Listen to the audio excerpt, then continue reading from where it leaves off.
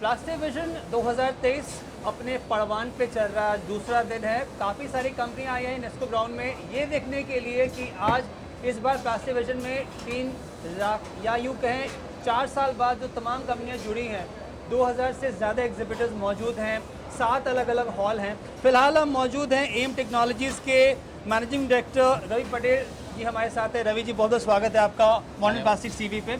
ये बताइए कि पिछले 4 साल में काफ़ी कुछ बदला है। पहले कोरोना का त्रासदी था, उसके बाद से जंग शुरू हो चुके हैं, वो चाहे रशिया यूक्रेन हो या फिर गल्फ वॉर का भी बताया जा रहा है। इन सब को लेकर चूँकि इस क्षेत्र में कमोडिटी प्राइसेस अगर थोड़ी भी बाएं दाएं होती है तो मुश्किलें आपकी बढ़ जाती है। पिछले 4 साल में क्या कुछ हुआ है, कुछ असर दिखा है इस मार्केट पे? जी, आफ्टर कोविड अब अगर हम बात करें पिछले 4 साल की, तो कोविड के टाइम से लोगों में थोड़ी मैच्योरिटी लेवल थोड़ा प्लस हुआ है, क्योंकि पहले लोग बाहर का पानी पीना वो सब अवॉइड करते थे। लोग गंदा भी पानी पी लेते थे। आज के डेट में लोग सब पानी बाहर से पीते हैं, तो ये मार्केट इतना ग्रो हुआ है। लेकिन उसके बाद ये जो प्रॉब्लम्स आई, जो वो प्रॉब्लम्स में हम लोग मटेरियल जो परचेस करते हैं, हम स्टैंडर्ड मटेरियल यूज़ करते हैं। फॉर एग्जांपल मित्सुबिशी है, सीमेंस है, स्नाइडर है, बाहर की कंपनीज़ है।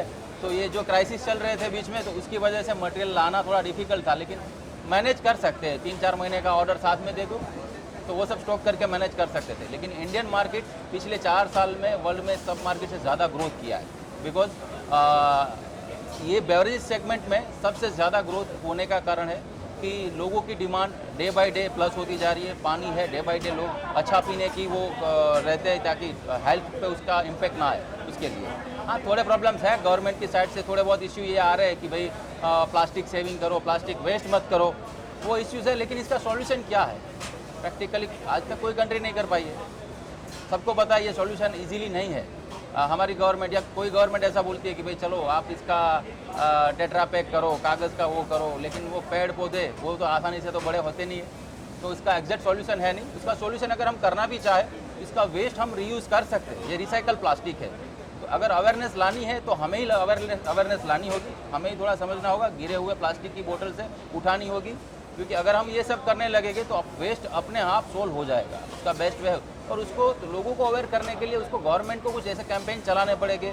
रिकलेक्शन का कुछ वो ऑप्शन रखना पड़ेगा, प्लास्टिक कलेक्ट करने के लिए, डिफ्रेंशिएट करने के लिए। और उसको रिसाइकल तो ऑलरेडी हो ही रहा है, आपको तो सिर्फ कलेक्ट करना है, रिसाइकल करना है। उसके लिए कुछ अगर गवर्नमेंट कुछ करे या तो फिर ऑर्गेनाइजेशन कुछ करे तो वो बेटर है, और इससे भी ज़्यादा जंप आ सकता है इंडियन मार्केट में। बिल्कुल, आपने इकोलॉजिकल फुटप्रिंट की बात कही है, जाहिर है एक बहुत बड़ा मुद्दा बनता है जी। और हमने देखा है कि भारत सरकार ने अपने जो सस्टेनेबल डेवलपमेंट एसडीजी गोल्स हैं 2030 को लेकर बहुत गंभीरता दिखाई जा रही है जी। आपको लगता है कंपनियां तैयार हैं 2030 के डेडलाइन को मानने के लिए?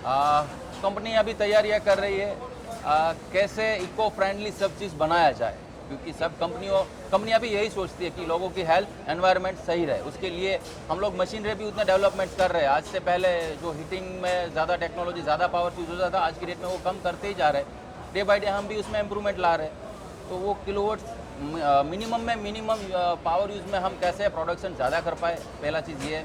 प्लास्टिक को ज़्यादा से ज़्यादा कैसे रिसाइकल कर पाए, तो वो चीज़ के लिए सब कंपनियां भी R&D कर रही है, वो भी सब चल रहा है। और मार्केट में आरपेट भी आ रहा है, रिसाइकल पेट, इसी को रिसाइकल करके पेट में कन्वर्ट करो, उसका रिपोर्ट वगैरह करो, ओके है तो फूड में भी आप अप्लाई कर सकते हैं, चला सकते हैं। अदर कंट्रीज़ ने ये रास्ता निकाला है, तो आई थिंक कि यही रास्ता आगे भी होगा।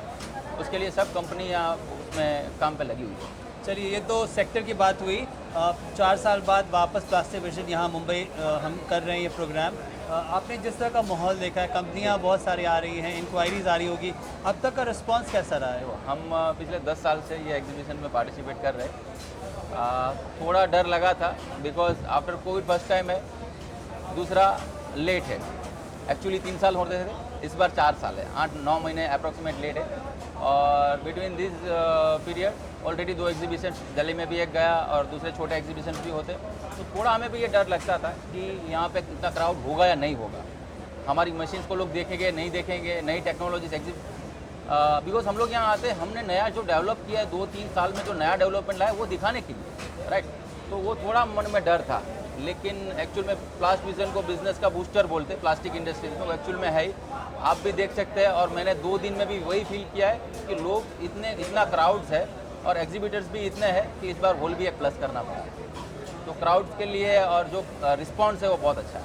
आखिर में एम टेक्नोलॉजीज़ की ओर से कोई नई प्रोडक्ट, कोई नई सर्विस जिस पे आप काम कर रहे हैं, जिसके बारे में आप जानकारी देना चाहते हैं वर्ल्ड प्लास्टिक्स टीवी के व्यूअर्स को? डेफिनेटली हम लोग रिसेंटली जो श्रिंक पैकिंग मशीन है उसको हाई कैपेसिटी में हम लोग बना रहे हैं और लो पावर कंजप्शन में हम लोग उसको बना रहे हैं। अभी ये मशीन आप जो देख पा रहे हैं वो लीनियर श्रिंक रैपिंग मशीन है। वो अभी 35 किलोवाट में चल रही है मशीन, उसको ही हम कैसे 25 किलोवाट में चला पाए। तो वो R&D और मशीन भी अभी हमारी चल रही है। विद इन 6 मंथ के अंदर वो भी हम लोग लॉन्च कर देंगे। तो अभी ये नया डेवलपमेंट है। लेबलिंग मशीन है तो उसमें भी नया हम कैसे डेवलप कर पाए, कम पावर में, कम मेन पावर में कैसे हम लोग ज़्यादा प्रोडक्शन ले पाए। डे बाय डे पिछले 10 साल से हम यही टेक्नोलॉजीज़ को डेवलप करते जा रहे हैं। बहुत बहुत शुक्रिया रवि भाई बातचीत के लिए। Thank you. उम्मीद करते हैं आपको ऐसे ही और भी बिजनेस आए और यूं ही आप बढ़ते रहें। Thank you. Definitely, thank you sir.